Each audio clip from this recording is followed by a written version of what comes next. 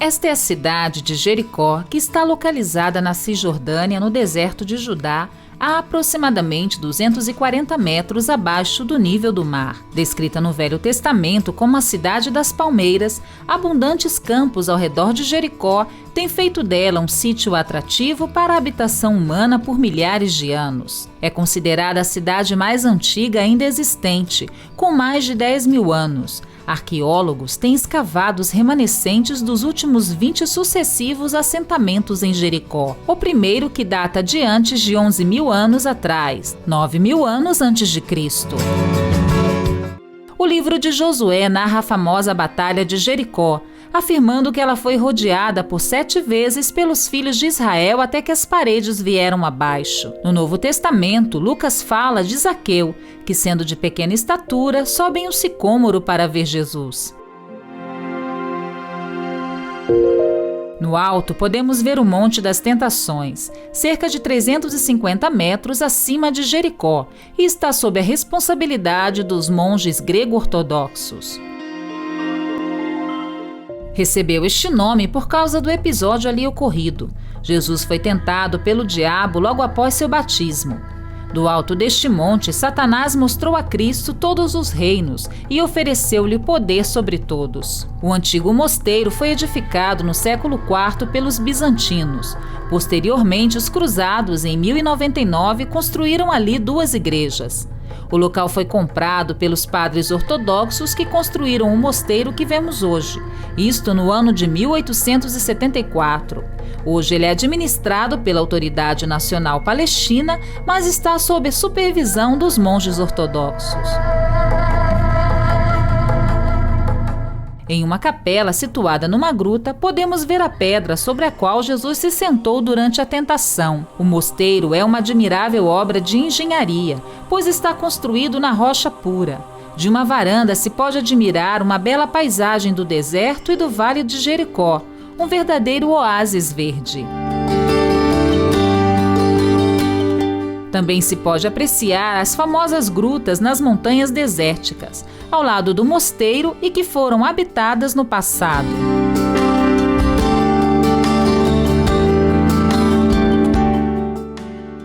Os vales são profundos. Para chegar lá, há 2 maneiras: o teleférico e a subida a pé pelas encostas da montanha. A cada ano, a liturgia da palavra para o primeiro domingo da Quaresma propõe a nós a meditação do Evangelho que narra o episódio das tentações de Jesus no deserto. O Evangelho das tentações e do caminho quaresmal simboliza a jornada da vida que é feita de provações e vitórias, sofrimentos e alegrias, o pecado e o perdão, a tentação do ter, o dinheiro, os bens materiais. O diabo levou Jesus a um monte muito alto, mostrou todos os reinos do mundo e suas grandezas e disse: Eu lhe darei tudo isto se você se ajoelhar e me adorar. Jesus respondeu: Vá embora, Satanás. As Escrituras Sagradas afirmam: Adore o Senhor seu Deus e sirva somente a Ele. A tentação do orgulho. Se você é filho de Deus, mande que estas pedras virem pão. Jesus respondeu: As Sagradas Escrituras afirmam que o homem não vive só de pão, mas de tudo o que Deus diz. A tentação do poder. Em seguida, o diabo levou Jesus a Jerusalém, a cidade santa, e o colocou na parte mais alta do templo, dizendo: Se você é filho de Deus, jogue-se daqui de cima, porque as Escrituras Sagradas dizem: Deus mandará os seus anjos para cuidarem de você. Eles vão segurá-lo com suas mãos, para que nem os pés você machuque nas pedras. Jesus respondeu: Não ponha à prova o Senhor seu Deus. Papa Francisco, em uma de suas catequeses, nos traz 3 características próprias da tentação. Ela cresce, contagia e se justifica. Com todo o meu coração te busquei, não me deixes desviar dos teus mandamentos. Escondi a tua palavra no meu coração, para eu não pecar contra ti. Bendito és tu, ó Senhor, ensina-me os teus estatutos. Com os meus lábios declarei todos os juízos da tua boca. Folguei tanto no caminho dos teus testemunhos, como em todas as riquezas. Meditarei nos teus preceitos e terei respeito aos teus caminhos.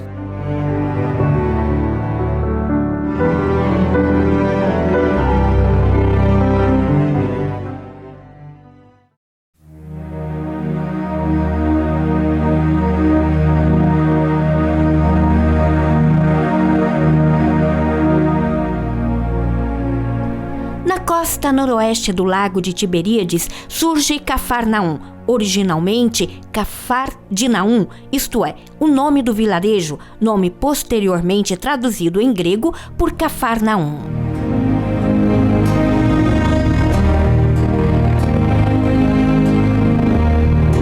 É a cidade de Jesus, assim a chama o Evangelho de Mateus. É aqui que Mateus foi chamado, assim como Pedro, André, Tiago e João.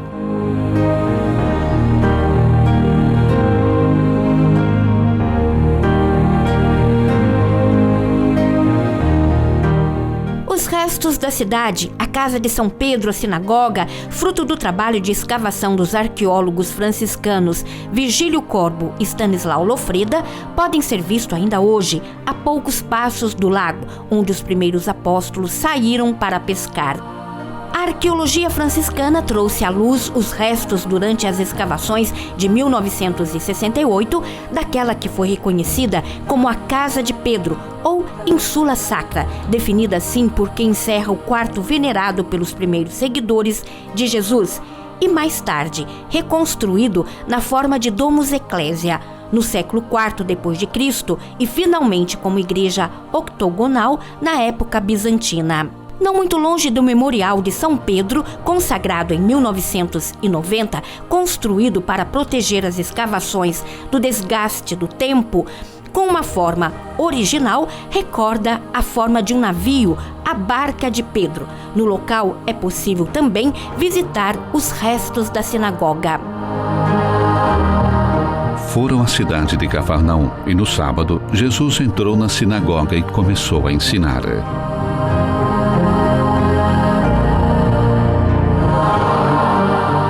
Construída em estilo greco-romano com capitéis coríntios, pode ser datada do quarto século depois de Cristo. As escavações da equipe franciscana trouxeram à luz o amplo piso do primeiro século sob a nave central, que pertencia à sinagoga construída pelo centurião romano e visitada por Jesus. Entre os muitos eventos da vida pública de Jesus, os evangelistas indicam este como o lugar onde o mestre ensinava e curava. Quando Jesus acabou de dizer essas palavras, as multidões ficaram admiradas com o seu ensinamento. Jesus foi a Cafarnaum, cidade da Galileia, e aí ensinava aos sábados. As pessoas ficavam admiradas com o seu ensinamento, porque Jesus falava com autoridade. Eu sou o pão da vida. Os pais de vocês comeram o maná do deserto e, no entanto, morreram. Eis aqui o pão que desceu do céu. Quem dele comer, nunca morrerá. Nesse momento estava na sinagoga um homem possuído por um espírito mau, que começou a gritar.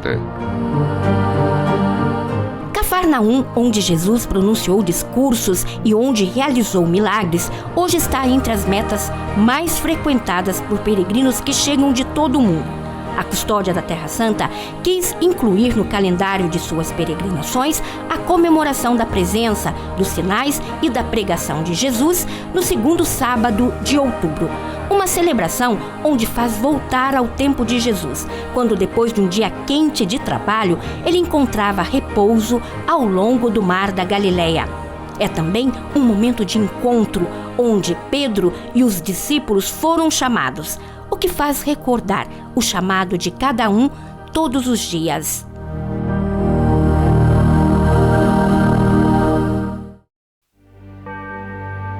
Logo atrás da Basílica da Natividade, no alto da colina, encontramos o Santuário Franciscano da Gruta do Leite.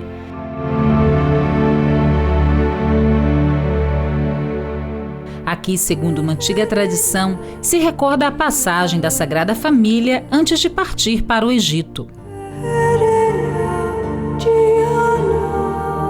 Como nos conta uma lenda, algumas gotas de leite caíram enquanto a Virgem Maria amamentava o menino. tornando assim a rocha da gruta completamente branca. Visitada todos os dias por peregrinos vindos de todas as partes do mundo, o santuário é sempre muito venerado e a fé popular viva ainda hoje. Depois de 16 séculos, mulheres, sejam cristãs ou muçulmanas, vêm até aqui para pedir a proteção da Virgem e o dom da maternidade. Os artesãos de Belém, no ano de 1935, expressaram sua devoção decorando a fachada da igreja, um trabalho com a Madre Pérola. A Gruta do Leite, venerada desde antes da chegada dos cruzados, mesmo em meio a altos e baixos, é propriedade dos franciscanos desde o século XVI. Em 2006, foi inaugurada a nova igreja dedicada a Theotokos, a Santa Mãe de Deus, construída sobre a antiga capela da Gruta do Leite e que é capaz de acolher os grupos mais numerosos de peregrinos que desejam celebrar a Santa Missa. Desde 2006, estão presentes neste local, no monastério adjacente, as adoradoras perpétuas do Santíssimo Sacramento, uma ordem de clausura em que o carisma é a oração, o louvor e a reparação através da presença adoradora aos pés do altar.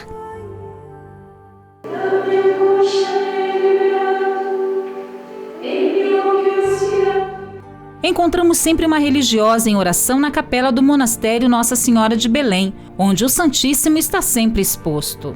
Muitos são de fato os peregrinos que todos os dias se colocam em oração silenciosa diante da grande janela de vidro da capela e deixam aqui suas intenções.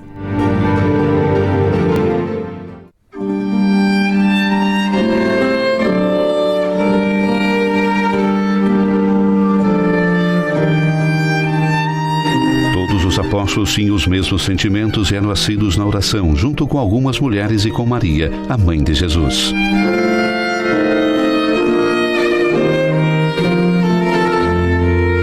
Encontra-se nos Atos dos Apóstolos a última referência bíblica a Nossa Senhora.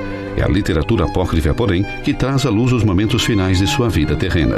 Uma coleção de escritos antigos conhecidos como a Dormição de Nossa Senhora ou Trânsito da Virgem, recolhe as narrações da Assunção de Maria. Eventos que Jerusalém conserva nas suas pedras, na sua terra e nos santuários que surgiram nos locais em que há séculos tem sido transmitida a memória desses fatos. Tome a Virgem Maria nessa manhã e saia de Jerusalém, através da estrada que leva ao início do vale, aos pés do Monte das Oliveiras. Ali há 3 grutas, uma grande no seu exterior, uma segunda dentro e uma terceira, menor ainda, mais para dentro. Na parede leste dessa última há um banco levantado. Entre e deponha a bendita naquele banco.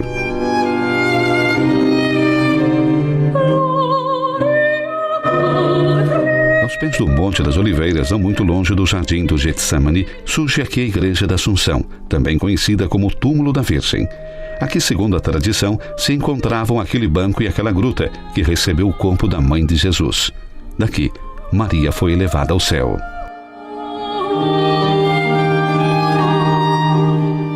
Aqui, a Santíssima Virgem, narram os apócrifos, foi transportada depois de fechar os olhos.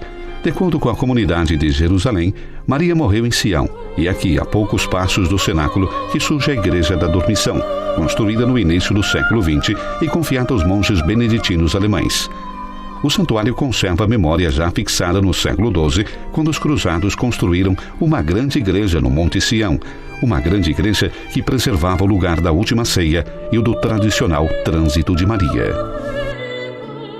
Exaltada é Sancta Dei Genetrix, super choros angelorum. A Mãe de Deus foi glorificada acima das fileiras angélicas, dizia uma inscrição em um nicho da basílica que caiu em ruína após a derrota dos cruzados. A memória da dormição da Virgem foi abandonada até que, em 1898, o imperador alemão Guilherme II, em visita aos lugares santos, obteve a cessão dessa parte do Sião do sultão Abdul Hamid e a doou aos católicos.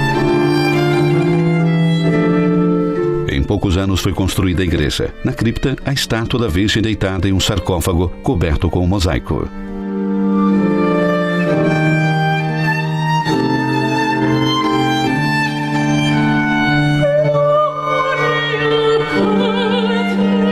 A partir daqui, segundo a tradição de Jerusalém, a Mãe de Deus foi transportada ao longo do Vale do Cedron e colocada em seu sepulcro. Venerado pela comunidade judaico-cristã desde o início, o túmulo da Virgem foi transformado em igreja rupestre e, em seguida, consagrada à Mãe de Deus pelo bispo de Jerusalém, Giovanale, no século V.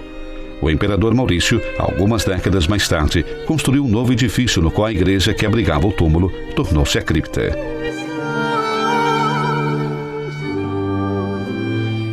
A parte superior foi destruída pelos persas e depois reconstruída no tempo dos cruzados, que confiaram o cuidado do lugar aos beneditinos. A nova igreja superior foi unida à cripta por uma imponente escadaria, única a ser salva, junto com a fachada da sucessiva devastação seguida à ocupação de Jerusalém por Saladino. As pedras da igreja e da abadia beneditina foram usadas para reparar os muros da cidade, enquanto a cripta não foi tocada, por respeito a Maria, mulher venerada também no Islã.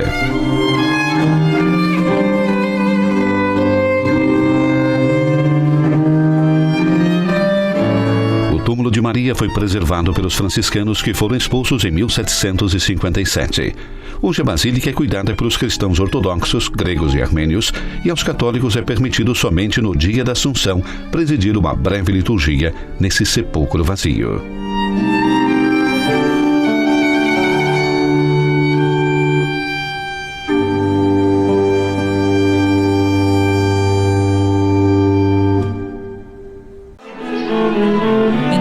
Porta dos Leões, na cidade velha de Jerusalém, no quarteirão muçulmano, para o lado direito, não muito distante se encontra um local silencioso e discreto que abriga a igreja de Santa Ana. O santuário abriga a piscina probática de Betesda, onde Jesus operou seu primeiro milagre em Jerusalém, curando um paralítico, sendo também a casa de Joaquim e Ana o local que, segundo a tradição, o nascimento da Virgem Maria e a sua Imaculada Conceição são celebrados. Embora o santuário foi doado à França depois da Guerra de Crimeia e hoje é custodiado pelos padres brancos, os franciscanos continuam a celebrar ali o nascimento da Virgem Maria e sua concepção imaculada. Durante a ocupação muçulmana, apesar das dificuldades, os franciscanos foram autorizados a rezar de tempos em tempos na cripta da Basílica, cujo acesso hoje se dá através de 2 naves laterais. Desde 1600, os freis obtiveram um decreto oficial, uma permissão assinada para a celebração de 2 importantes feriados marianos ali. A igreja de Santana é o exemplo esplêndido e bem preservado de um monumento em forma de cruz. Está situada no mesmo local onde havia uma igreja bizantina, destruída durante a invasão persa em 614. Construída no ano 1140 pelos cruzados, a basílica foi transformada em uma escola corânica em 1192 e permanecendo como propriedade muçulmana até 1856, quando o sultão turco Abdülmecid deu de presente a propriedade para a França. Não muito distante da basílica há uma importante escavação das piscinas de Betesda, local da cura do paralítico por Jesus em um dia de sábado. Em Jerusalém, perto da Porta das Ovelhas, existe uma piscina rodeada por 5 corredores cobertos. Em hebraico, a piscina chamava-se Betesda. Muitos doentes ficavam aí deitados. Eram cegos, coxos e paralíticos, esperando que a água se movesse. Aí ficava um homem que estava doente havia 38 anos. Jesus viu o homem deitado e ficou sabendo que estava doente havia muito tempo. Então lhe perguntou: "Você quer ficar curado?" O doente respondeu: "Senhor, não tenho ninguém que me leve à piscina quando a água está se movendo. Quando vou chegando, outro já entrou na minha frente." Jesus disse: "Levante-se, pegue a sua cama e ande." No mesmo instante, o homem ficou curado, pegou sua cama e começou a andar. Era um dia de sábado. As piscinas onde São João narra o milagre do paralítico, desde a antiguidade têm dado o nome da igreja, chamada Santana da Probática. Peregrinos, desde o V século, visitaram a igreja do paralítico e de Santa Maria, onde ela nasceu. Até mesmo a mais antiga testemunha, que fala sobre o nascimento de Maria em Jerusalém, data do proto-evangelho de São Tiago, provavelmente no II século.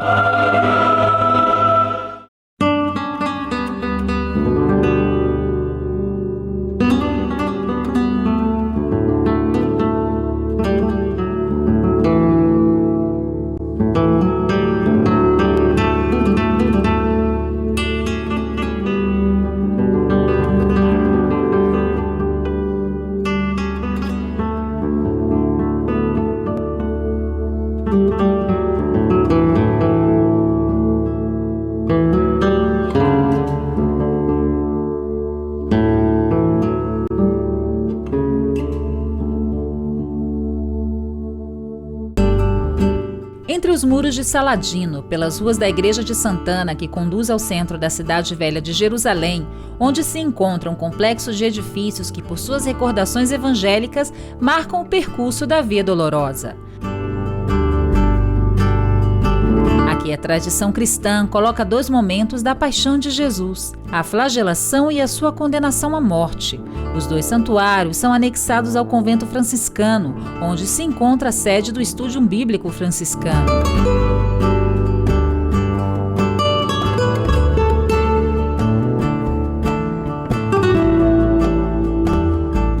O peregrino anônimo de Bordé, já no século IV, escreveu: o Litóstroto, a casa e o pretório de Pilatos, onde o Senhor foi julgado, estava em total abandono.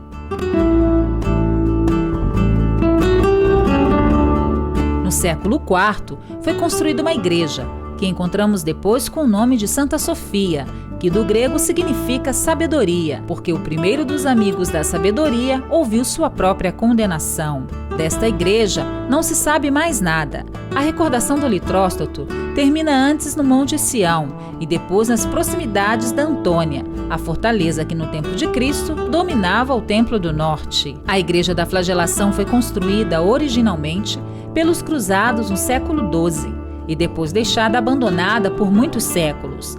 Em 1838 foi comprada pelos franciscanos e reaberta ao culto. Só em 1929, o arquiteto italiano Barluzzi a restaurou, mantendo o estilo medieval. No mesmo pátio se encontra o Santuário da Condenação, que foi reconstruída em 1904 sob as ruínas de uma igreja da época medieval que veio à tona pouco tempo antes. Não se conhece o título da antiga igreja. A nova recebe este nome por causa do grande pavimento, uma grande placa de pedra que continua até o vizinho santuário do Et Homo, considerado também parte do Litóstroto, onde Pilatos estava sentado sob seu trono para julgar Jesus, e de onde Jesus saiu carregando a cruz. A custódia da Terra Santa todos os anos, na preparação para a Semana Santa, faz aqui uma de suas peregrinações quaresmais. Todos os dias, milhares de peregrinos começam aqui a Via Sacra, onde Jesus, o servo sofredor, nos ensinou a lidar com a experiência da dor.